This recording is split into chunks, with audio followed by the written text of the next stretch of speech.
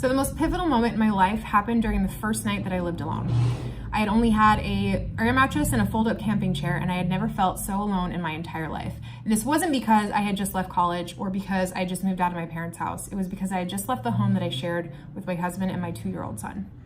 And sitting there in the dark, I started seeing my life in reverse.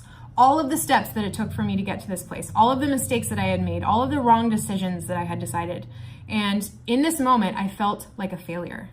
I felt worthless and so unworthy of love and caring that I caused so much chaos in my life that my husband had no choice but to ask me to leave. And looking back at my life, the first time that I felt unworthy was when I was 5 years old and I started getting bullied at school. I was bullied from the time I was 5 all the way up until the time where I was 15 years old because of my weight, because of my socioeconomic status, because of my friends, because of what I said, because of who I was, because of what I was wearing, everything.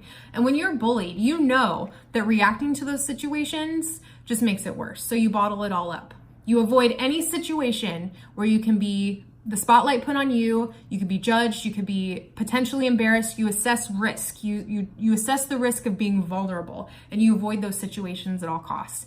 Even when I got married to the man who professed his love to me, I could not be vulnerable with him because of these beliefs that I had held. So there I was on the floor, in my darkest moment, and crying myself to sleep. And when I woke up a few hours later, I realized that this was my chance to change. This was my chance to become a different person. But I could not analyze or assess my way through this. I had to feel my way through this. I had to feel the fear and I had to feel the pain and become friends with it and sit with it and get quiet with it. And so I did. And today my marriage is thriving. I have the best husband and the most amazing son.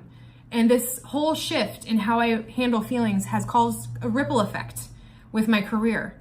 I've been able to close 6- and 7-figure deals with hundreds of big brands and connect with the most amazing creative minds of our time, as well as increase my value year over year. And this is all because I was able to connect with people. So if you're a seller out there who is afraid of rejection, afraid of embarrassment, afraid of judgment, afraid of taking their jobs too seriously, afraid of picking up the phone, afraid of following up, afraid of making a personal connection with a potential client, afraid of going out on a limb and trying new things and taking risks, then I am here to tell you that on the other side of that fear is your greatest potential. On the other side of that fear is more joy and fulfillment than you could ever have imagined. On the other side of that fear is an opportunity, and today is a damn good time to take it.